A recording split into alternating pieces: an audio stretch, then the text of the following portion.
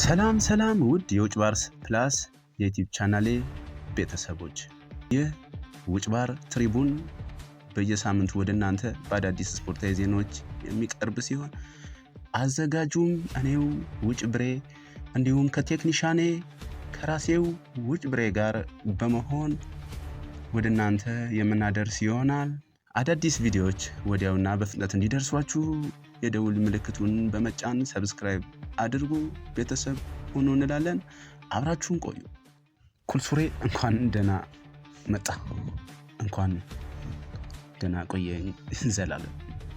እንግዲህ ዘላለም ዛሬ የማይታመንና የማይጠበቅ ክስተት ተስተናግዷል በእንግሊዝ ፕሪሚየር ሊግ። የአምናው ሻምፒዮን ከአርሰናል አፍ ላይ መንትፎ ዋንጫውን የግሉ ያደረገው ሊቨርፑል ዘንድሮ ሉዘር ፑል እየተባለ ነው ያለው። ዘላለም የልጄ እኮ ነው። አዎ ብቻ ግን ነው እንግዲህ የሙሐመድ ሳላው ሊቨርፑል እንግዲህ ሊቨርፑል ስትል ከፊት ለፊት ወዲያው በመጀመሪያው ፊት ላይ የሚመጣው ወዲያው አይምሮክ ላይ ሊመጣ የሚችለው ሙሐመድ ሳላ እና የሙሐመድ ሳላ ምስል ነው። ድሮ ጄራርድ ነበር ዘላለም። አሁን ደግሞ ሊቨርፑል ሲባል ሙሐመድ ሳላ ይመጣል። ይሄ ግልጽ ነው፣ በጣም ግልጽ ነው ዘላለም። በጣም አይደለም ያላለ እንደምትነው አይ ጸጥ ስትል ጸጥ ስልም ደግሞ መከራ ነው። እናም ምን ልፈልጌ ነው ትናንትና በኖቲንጋም ፎረስት ነው በፎረስቶቹ ኖቲንጋም ፎረስት እንግዲህ ኖቲንጋም ፎረስት በነገራችን ላይ ታሪክ ያለው ቲም ነው። ቻምፒየንስ ሊግን የበላ ቲም ነው። ከሚገርም ነገር በልቷል። ቻምፒየንስ ሊግ በልቷል። ታሪክ አለው፣ ትልቅ ታሪክ አለው። ፎረስቶቹ ለሊቨርፑል ራስ ምታት ነው የሆኑባቸው። ራስ ምታት 3 ጎል አስቆጥረዋል በታላቁ አንፊልድ። ይሄ አንፊልድ ነው ብለው የሚያስፈራሩበት ስቴዲየማቸው ነበር። አንፊልድ ማለት የባርሴሎናን 3-0 ሽንፈት የቀለበሱት በ4-0 ድል በዚሁ በአስፈሪው አንፊልድ ላይ ነው። ሜሲን ቃላባ ያደረጉት በዚሁ በአስፈሪው አንፊልድ ላይ ነው። ቬንገርም ይናገራል ደጋግሞ አንፊልድ ማለት የምድር ሲኦል ነው ይላል። የስቴዲየሞች ሲኦል።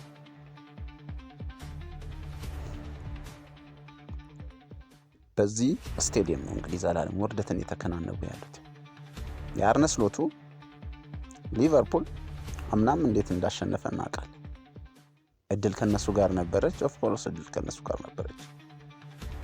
የአርሰናልን ዋንጫን የነጠቁት አርሰናል ሄዶ የቻይና አትሌት ሆነ። ሊቨርፑሎች ደግሞ ያንን መጠቀም ቻሉ። አምና አሳኩት። ዘንድሮ እንደዛ የለም ዘላለም። ውጤቱም በመድፉ ቀለበት ነው ያጠሩት መድፈኞቹ። ዛሬ ከቶትናም ጋር አላቸው ሰሜን ለንደን ደርቢ ላንክሻየር ደርቢ። ሰሜን ለንደን ደርቢ ነው ካልዋሸ ያማል። አዎ ሰሜን ለንደን ደርቢ።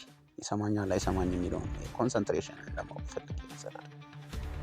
እናም አርሰናል ይህንን ጨዋታ የሚያሸንፍ ከሆነ ብቻ ሳይሆን አሸንፎታል።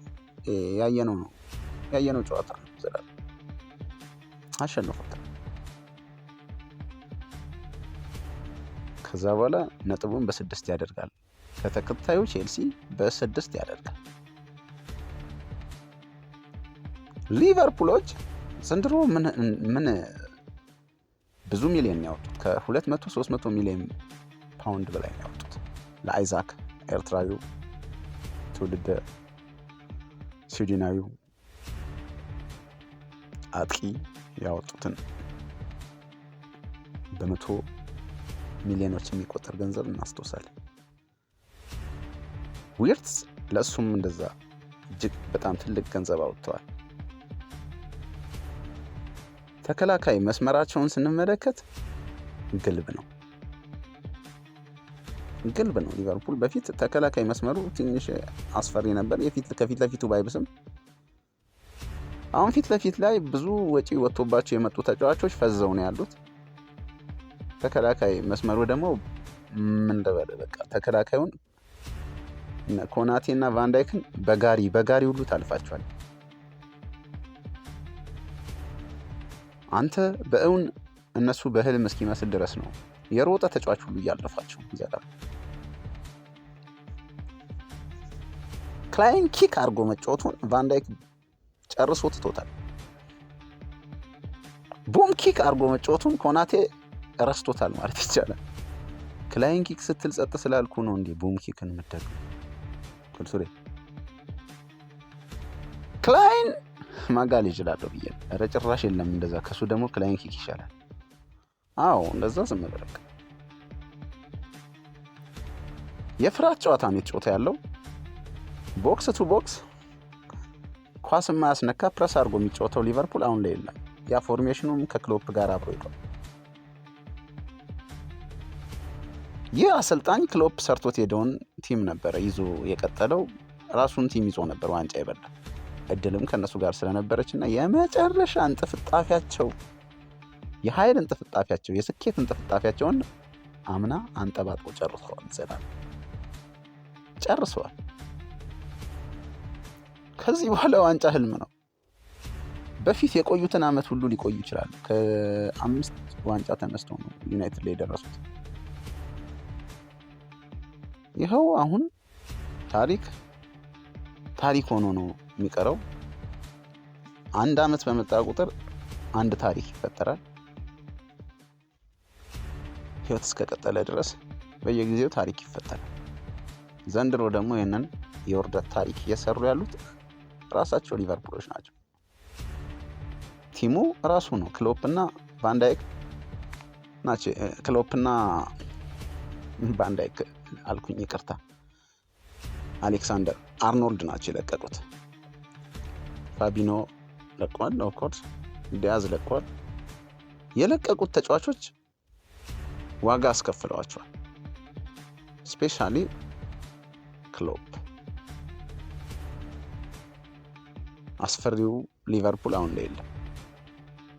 በኖቲንጋም ፎረስት በሜዳው 3-0 አይደለም በትልልቅ ቲሞች በሜዳው ያን ያህል አይገባበትም ነበር ሳስብበት ሳውቀው ሊቨርፑልን። ምን ልፈልጌ ነው? ይሄ ደግሞ ለአርሰናል ምቹ ሆነለት፣ ዘላለም ምቹ ሆነለት። የዛሬን ሰሜን ለንደን ደርቢን ካሸነፈ አርሰናሎች የሚመልሳቸው ምድራዊ ኃይል የለም፣ ይገሰግሷታል። ምክንያቱም ከአገራት ጨዋታ መልስ አርቴታ አዘውትረው እንዲመገቡ የመከራቸው ምግብ ምንድን ነው? ሰላጣ ነው። ሰላጣ በፍሬንች ሩዝ የፍሬንች ሩዝ ታውቃለህ? የፈረንሳዮች ሩዝ ሰማያዊ ነው። ሰማያዊ ፓርቲ ነው። ሰማያዊ ሩዝ የለም። በእናትህ ወይን ነው። ፍሬንች ሩዝን ጎግል ማድረግ ትችላለህ። ከኔ ጋር አትከራከር። እኔ ባለሙያ ነኝ። ፍሬንች ሩዝ በሰላጣ እንዲመገቡ ነው። ሰላጣ ምን ያደርጋል? ትንፋሽ ይሰጣቸዋል፣ ኃይል ይሰጣቸዋል። ሜንታሊቲያቸውን በሚገባ ቢውልድ ማድረግ ይችላል። ኮንክሪት አድርጎ ነው ቢውልድ የሚያደርገው። ሰላጣ ይበላሉ፣ በደረታቸው ይተኛሉ። ለስንት ሰዓት? ለ8 ሰዓት ከ26 ሰከንድ። ኧረ እንደዛ የሚባል እኮ ፍልስፍና የለም። አርቴታ እኮ ነው ያደረገው። አርቴታ አላደረገም እንደዛ አደረገ። ለምንድን ነው የምትከራከረኝ? እናም ሰላጣ ከተመገብክ ሌስተር በ1-0 ሽንፈት ያንን ሰላጣ እየዋጡ እንዴት ዋንጫውን እንደረመረሙት አይተናል። በዛን ሰዓት ሌስተር ሰላጣ ነበር ሰላጣ በፍሬንች ሩዝ። ፍሬንችን ተወረ እባክህ፣ በሩዝ በለኝ በቃ። የፍሬንቾች ይለያሉ። ቀጥታ ወደ እግር ወደ ታፋ ነው የሚገባው ሰላጣ። የፍሬንቾች ሩዝ ሙሉ በሙሉ በኮሌስትሮል የበለጸገ ነው ሰላጣ። ኧረ ኮሌስትሮል እኮ አያስፈልግም፣ እንደውም መጥፎ አይደል እንዴ? አዎ ከሱ ነፃ ነው ልፈልግ ነው። እናም የሊቨርፑል ዋንጫ ማጣት ለአርሰናል ዋንጫ ማግኘት ጅማሩ ነው። የመጀመሪያውን ዋንጫ ዘንድሮ አርቴታ ያሳካል፣ ኔክስት ደግሞ ቀጣዩን ያሳካል። እስከዛ ግን የሊቨርፑል እንደዚህ መዋረድ በደጋፊው ፊት በጣም ያሳዝናል፣ ያሳፍራል። ጠንካራ ተፎካካሪ የሚባል ቲም የለም ዘንድሮ ለምናውቅ። አርሰናል ይህንን አጋጣሚ መጠቀም ያለበት፣ ያለመጠቀም ችግር አለበት በእርግጥ ነገር ግን መጠቀም አለበት። ይህ ነው እድላቸው ለመድፈኞቹ። እናም ዛሬም በሰሜን ለንደን ደርቢ 12 ሰዓት ላይ ትልቁ የዓለማችን ፍትጊያ ፍልሚያ የሆነ ጨዋታ ይደረጋል። ውጤቱን እኔ በመድፈኞቹ 2-0 አሸናፊነት የሚጠናቀቅ ይመስለኛል። አንተ ዘላለም እንግዲህ ለንደን ደርቢ ላይ ብዙውን ጊዜ ብዙ ጎሎች ይገባሉና 4-2 አርሰናል የሚያሸንፍ ይመስለኛል። ቴንኪዩ ዘላለም ቴንኪዩ። ሁለታችንም የአርሰናል ደጋፊዎች ነው። ይቅናን እንግዲህ አንተም እኔ ስለሆንኩ ማለት ነው። ለማንኛውም ይህን ይመስላል እንግዲህ የዛሬ ሀሳቤ። ቴንኪዩ ኩልሱሬ። እንግዲህ ውድ ተመልካቾቻችን ውጭ ባርስ ፕላስ ላይ ነበር ይህንን ፕሮግራም ስትከታተሉት የነበረው። የፕሮግራማችን ስፖንሰሮቻችንን ከዚህ በፊት ስለዘረዘርን አሁን ላይ እኛ መዘርዘር አንችልም። እናንተ ብቻ ከእናንተ የሚጠበቀውን 1 2 3 ነገር አድርጉ። 3ቱም የደውል ምልክቷን በመጫን ሰብስክራይብ ማድረግ ነው። አብራችሁን ቆዩ።